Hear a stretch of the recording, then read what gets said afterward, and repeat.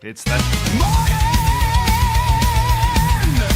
Friday, 10 o'clock to it's showtime, the EV Café news.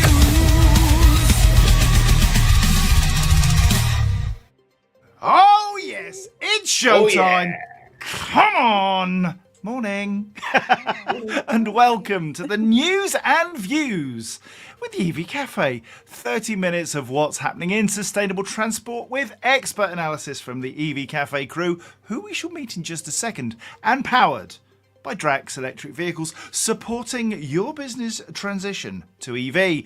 Now then, opinions on a stick. We have but two today, but my lordy, are they good. Let's start off with Sarah. She's 100% electric. Private life is your own, dear. How are you? Electric. 100% electric. I'll just lean like that. There you go. Oh, I'm brilliant. I've just come into 270, which is the motorcycle store in Swindon, to have my bike serviced. And they very kindly said, would you like a coffee? Because you're not going to be there long, presumably. Electric vehicle service, piece of cake.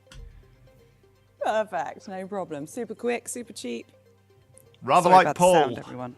Hello, Paul. Super quick, super cheap. Yeah, that's about it. There we go. How are you, mate?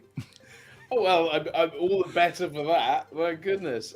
No, I'm very good. It's been a really fun week today from, well, actually big noisy diesel trucks, strangely. But anyway, that's a story for another day. And a brilliant day yesterday with one of our partners, Webfleet, waxing eloquent on the transition to electric vans. It's my favorite subject.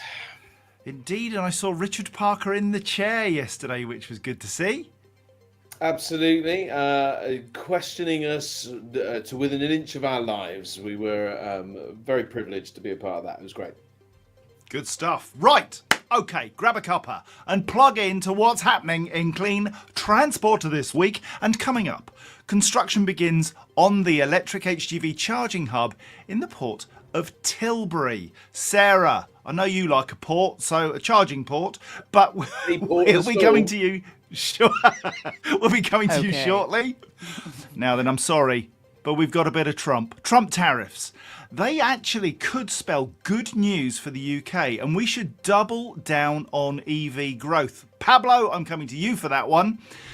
Story 3, Right Charge wants fleets to help unlock EV tariff savings.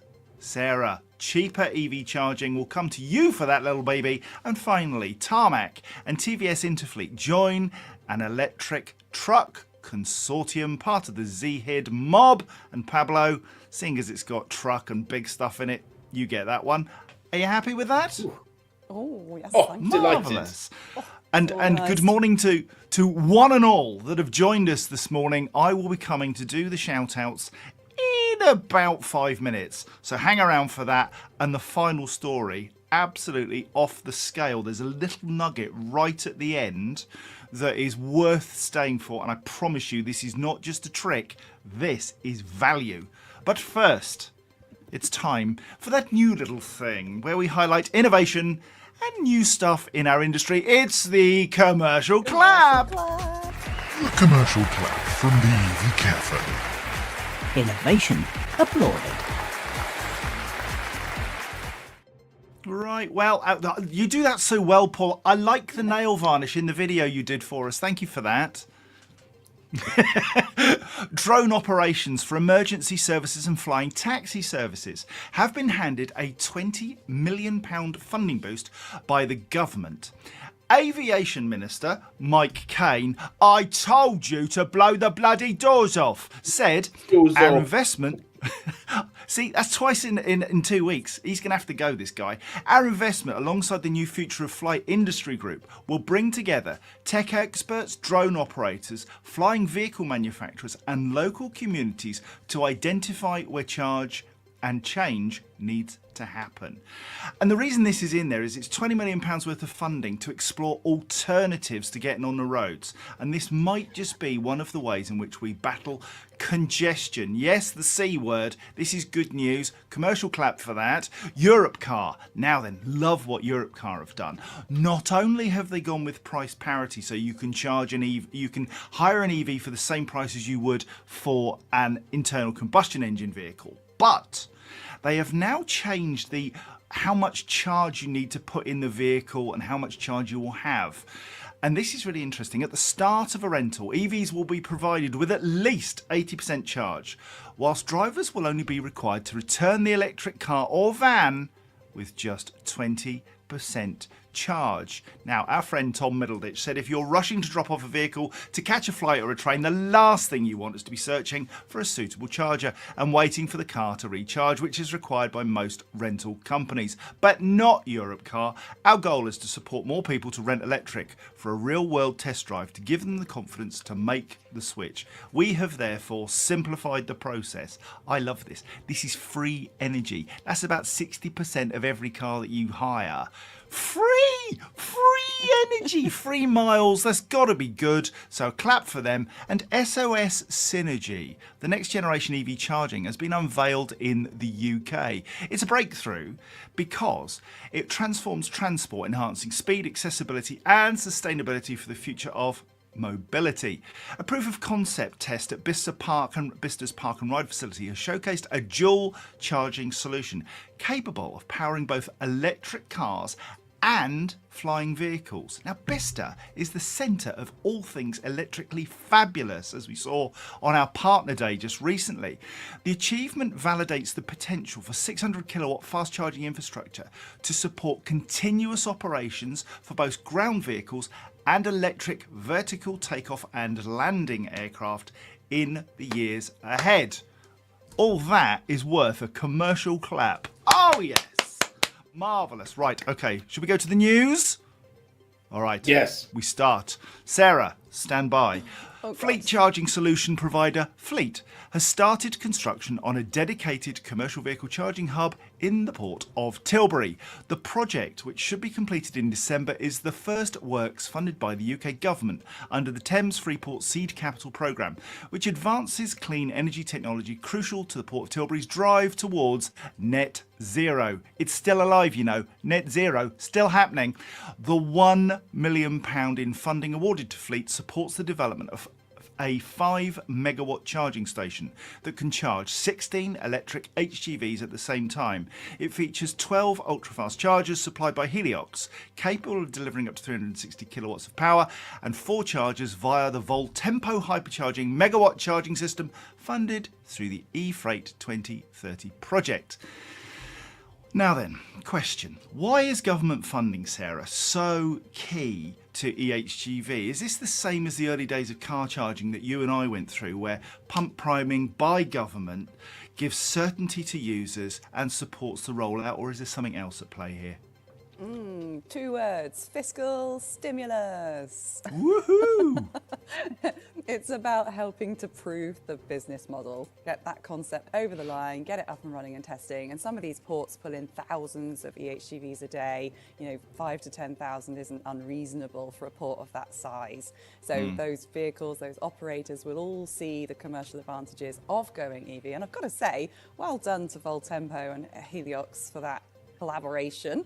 But £1 million doesn't sound a lot. The price is coming down. I'm pretty sure it cost us the best part of $1 million for a 4-bay charging hub in 2019. But, let's not go there. So, no, it's always great to see. I'm a massive lover of the port, and I do think there's a lot to be done on the dry side. And this just goes to prove that decarbonisation is possible, even on a giant scale. Now then, Paul, fiscal stimulation is not taking a £5 note round your erogenous zones, my friend. I mean, wow. I know, we went there.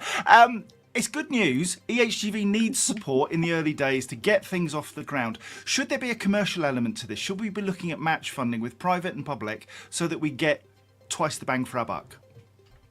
Well, I think this would be good. I mean, I'd be surprised if there weren't some commercial operations kind of hovering around to see what's going to go on there. Because, I mean, we've seen Mylands kind of just deliver their first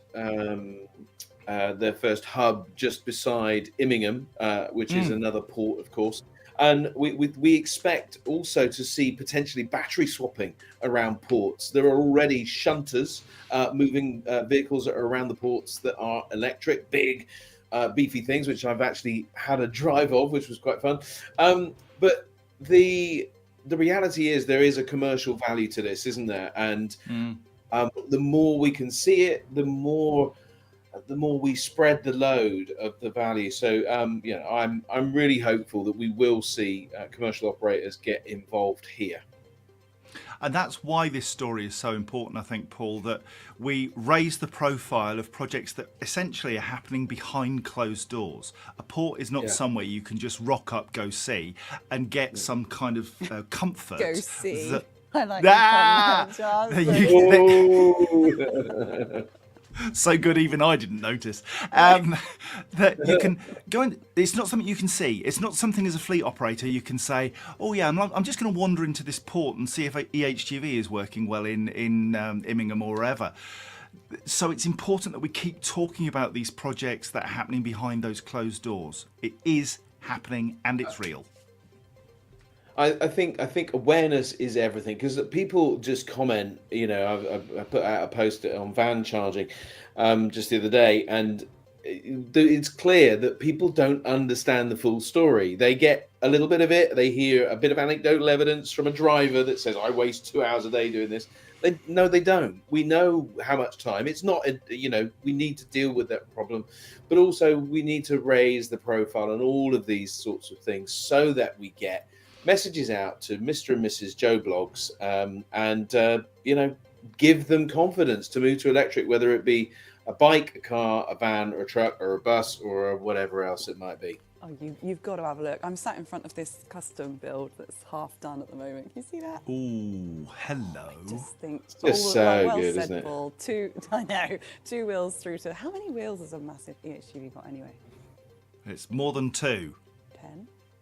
Let's go with 10. You can have a 4+6. You can have a 4+8. AV Carter needs to. Come on, Amy. You tell us the inside track. Whilst you're doing that, let's go to the shout-outs. Oh, and Daryl guessing Sharp. go. Daryl Sharp back in at number 1, 7:22 this morning. He was in the Hilton in Leeds, not Telford. 7 a.m. Looks like it's not going to be a sunny day, but it is going to be a funner day. My friend, you're right. If you're coming to the CV show, make yourself known. We have hugs for you. Good morning to Steve Warts from Wellingborough. Oh, that's rather posh. Volvo economy trucks ready to go. Gary Comerford, lovely to see you here. He's in Brighton. Leon Gomez. It is sunny, my friend, even in Scotland. Yes, I am not this pale, and you can see the sunshine on my shoulder. It's going to be a scorcher. Graham McLaren Harris. Morning all. He's so polite, isn't he? He's what a lovely guy. Scott Eady, Friday people. You know what that means. Yes, any number of things. Thanks for your insight there, Scott. Michael Barton, he's still in Bristol. It's cloudy, good to know. Jennifer Smith from sunny Leeds. Now, I thought you were in Paris, so that's interesting. Lovely to have you back. Look out, he's here. It's Peter Heath. He's got nice teeth. Oh yes. Oh, golly. Thank you, Paul. Ash Bannister, two mugs. Sorry, go on, Paul. I was just going to say, I think we've missed... Ron.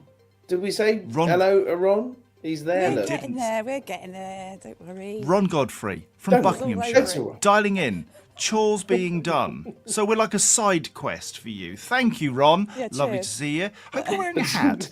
Actually, let's not mention him. Ash Bannister, good to see you, my friend. And Lulu O'Hagan. Lulu is quite marvellous.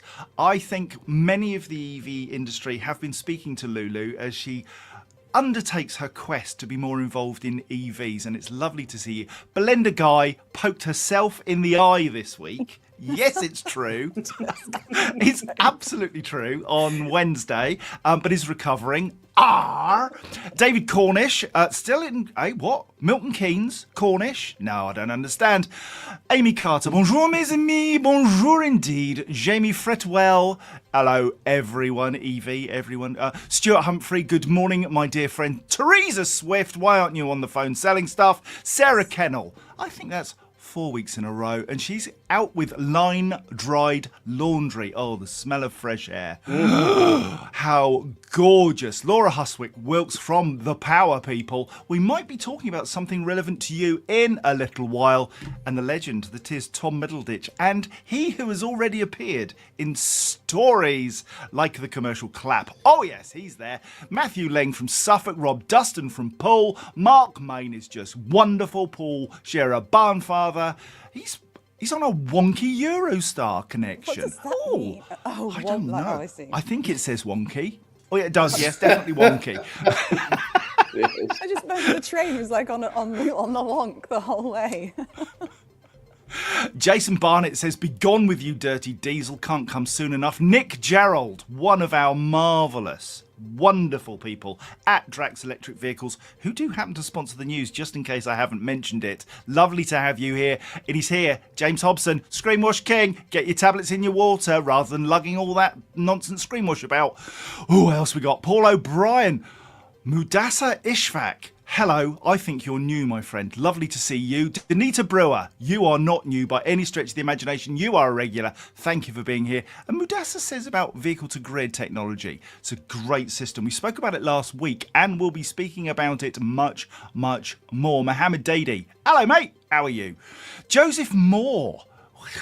And there are more. Kylie Glover from Greenfleet, Neil Hughes. Now then, love a bit of Neil Hughes in the EV network. You're doing some amazing things. He's in Wales at the moment. I was at one of your installations in Stirling last week, and chef's kiss. Andy Williams, oh, he was wonderful in his cardigan singing. I loved him. Yeah, you've got to be a certain age to know about that. And I think that will do. The shout-outs are done. It's 10:16 on a Friday morning. And Lulu O'Hagan says, why, thanks for that shout-out. We've done one news story, but don't worry, Sarah, because have we ever not got there?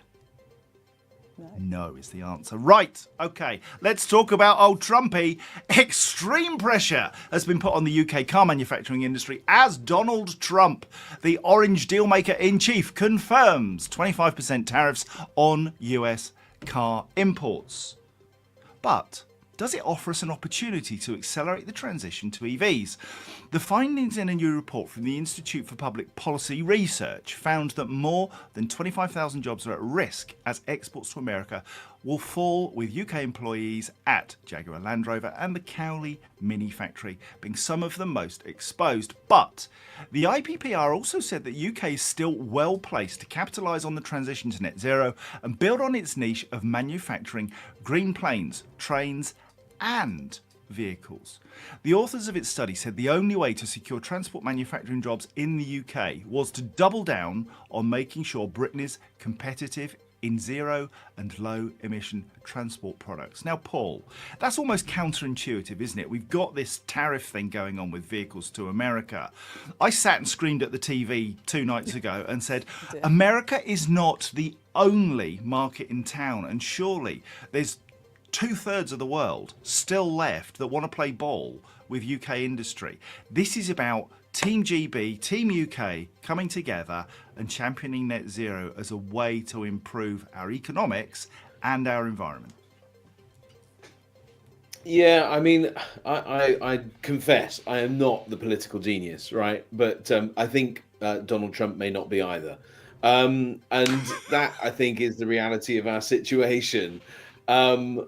We've got a situation where we've got somebody operating in a way that seems to be, and I know that there are advocates and fans of Trump out there, but it seems to be just counter-intuitive, counter-sensible, just the wrong. And it is impacting, possibly over £100 billion worth of trade between our two countries. That is just, it's phenomenal. So much for being good friends. But absolutely, we've got to control the things that we can control. We've got to double down on focusing on our own backyard, which is kind of what Trump's doing in America, really. He's saying we want to focus on our own backyard. Okay, you focus on your backyard, we'll focus on our backyard. What we know about the UK is that we're innovative, that we provide amazing engineering solutions, and we come up with solutions that the rest of the world doesn't have for problems that they really battle with. That is the heart of the UK. We have something that they don't have.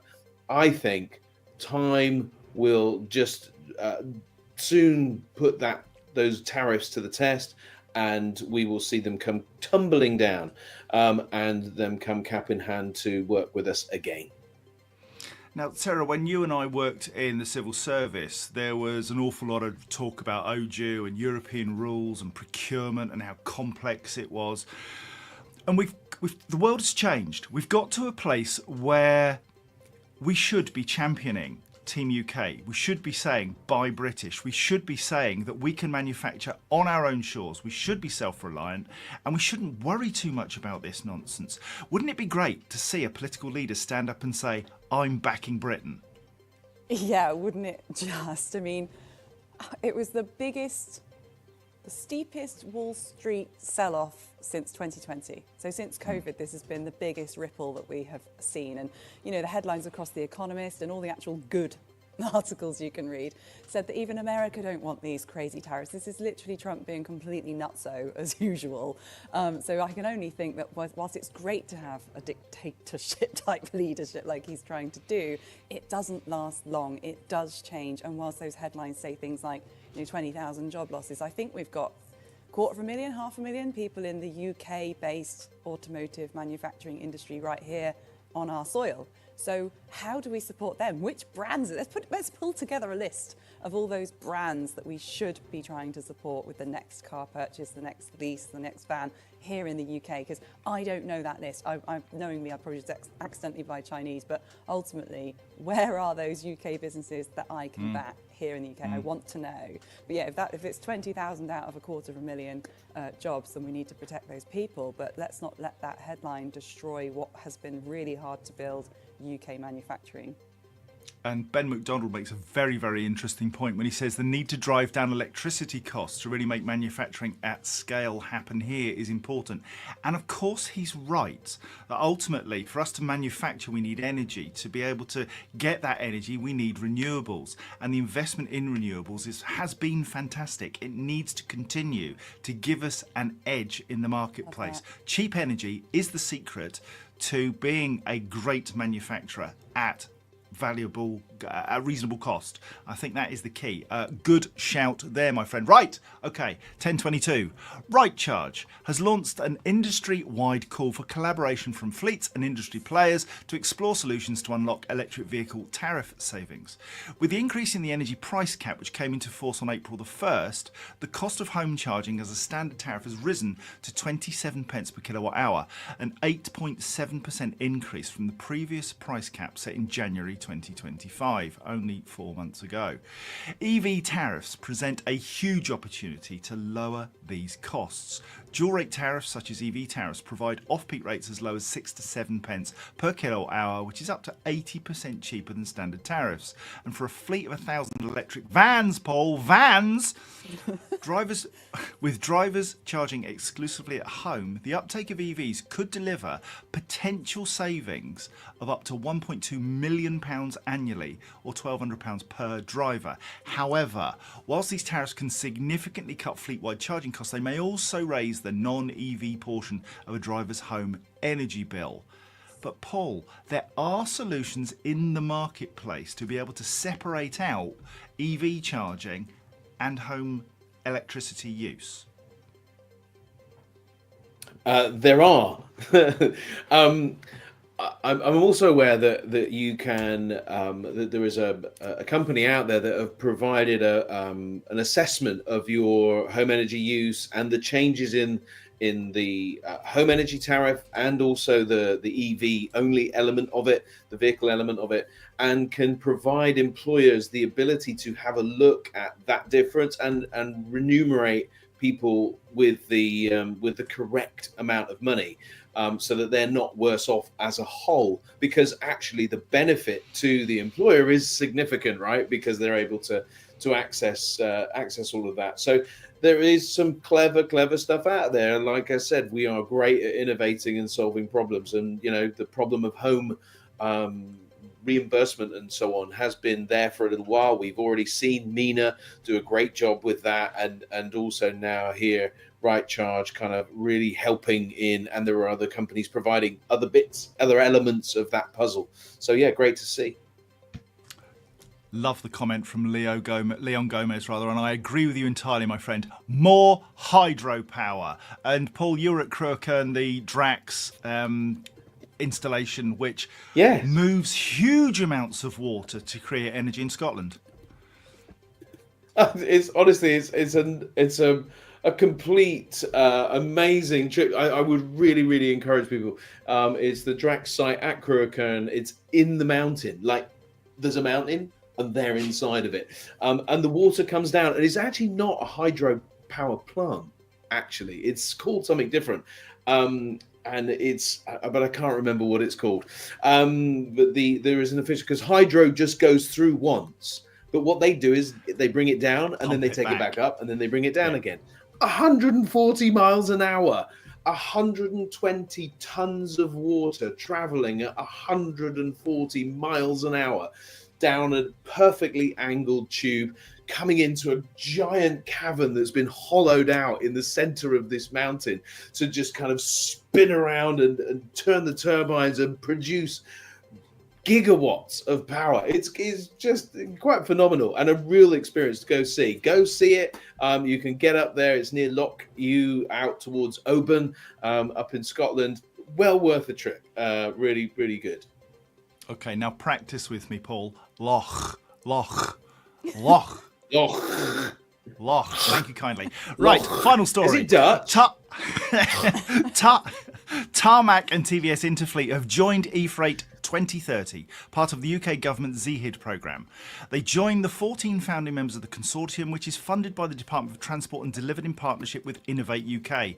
There is a real nugget in this story. Hold on. As part of the programme, Tarmac will add 5 EHGVs equipped with a range of trailers to support its cement, aggregate, asphalt and plant movements, and are developing a fast charging network around London, which will enable truck range to be increased, match the duty cycle of its existing fleet, and accelerate the decarbonisation of material deliveries to customers. This is the nugget, people. The EHGVs will join Tarmac's e-discovery program, which allows supply chain partners to lease an electric truck for a 6-month period, enabling them to evaluate the vehicle's performance in their operation before committing to a long-term investment. Now that is just what we need, Sarah. E-discovery programs. Love that. 6 months as well. That's a very impressive time frame to actually really get to grips with whether it could work for you. I mean, huge funding commitment. This eFreight 2030 project, I'm so glad that you've featured it. I love the news for this reason, John, because we hear things that I just wouldn't cross my path on a daily basis. So great to see collaboration in motion there between Tarmac and TVS. I hope I've said that correctly. I'm pretty sure they do loads of the mad equipment that is slightly more niche, like tipper trucks and big old gravel trucks and things that we don't normally see on the motorway. So, we've seen examples of quarrying and mining who, much like docks, are trying to do what they can with the carbon footprint that they're faced with by going with the low-hanging fruit. So this feels like the slightly harder to reach fruit. I'm excited. Absolutely. Now, Paul, I wonder, if there's a commercial vehicle, smaller van style e-discovery program that would really help businesses to utilise a van short period of time. Oh, wait, Europe car. You can rent one or have a long-term hire. I was there. We got I've already put the link. The link is in the comments further up. So, do head over, and you get a 15% discount if you come through the EV Café. There you go. That's amazing. But Yeah, I mean, rental is a really great way of doing that. And the good news is Europcar do have a number of vans on their fleet in order to be able to give that experience. And the joy is price parity, John. We talked about that earlier. Price parity between the two. So, if you're going to go for a diesel van, well, just try electric because it isn't going to cost you anymore. And you get to find out. And the bottom line is one of the things that we said yesterday at the Webfleet conference with their partners was that it's about getting bums on seats. And this is those truck drivers, you won't prize them out of those vehicles, because actually the joy of driving those vehicles is just exceptional. And so mental well-being and mental health and just that whole experience is going to be significantly better for them. So, and I think 6 months will really get a lot of drivers across that time, and we'll see it across a lot of things. But I will say it's pumped storage. For anybody that's not seeing the comments, it's pumped storage. So what it means is it pumps it from one end, and it's Cruachan. They've also got one in Snowdonia, according to somebody, and it is growing. Electric Mountain. Nick Jarrell mentions in the comments they are expanding it. I think they're adding either another turbine or just increasing the capacity somehow. This is big power. It's great stuff. And do you know how long it takes? Come on, how long does it take to turn on 4 gigawatts, I think it is, of power? How long does it take to turn on? Be nice. Half 10. Quick, sensible Quick as question. Quick Still to have turn it. you on. Yeah, you can tell what turns you on, Paul. Hey, God. listen, I'll go to the aforementioned quicker comment. Anyway, 2 minutes and 30 seconds. And Wow. if they're on standby, 30 seconds. 30 Now then- seconds to turn on, Half 10. We would have finished the news at 10:30, Yeah. but Oh. we didn't. I was on a rant. I'm very sorry. If you've got any clean transport PR or news stories you'd like us to cover, then please send them to us. Please send them to us at hello@evcafe.org. Until next Friday, it's goodbye from me, it's goodbye from them. This has been an EV Cafe production. Other sustainability news services are available, but this is just funner. That was pathetic. Right. It's just someone works here. Sorry. And Paul was about 3 weeks late. The EV Cafe is was truly blessed to be delayed. partnered with the AA Webfleet, Europcar, Iveco, Steery, Schneider Electric, Dynamon, EV Blocks and AW Energy, with the EV Cafe supporting the transition to clean transport. And we're sponsored by Drax Electric Vehicles for the news, supporting your business transition to EV. Enjoy the rest of your day. Hope the sun shines. Have a great weekend. See you next Friday. Until then, bye!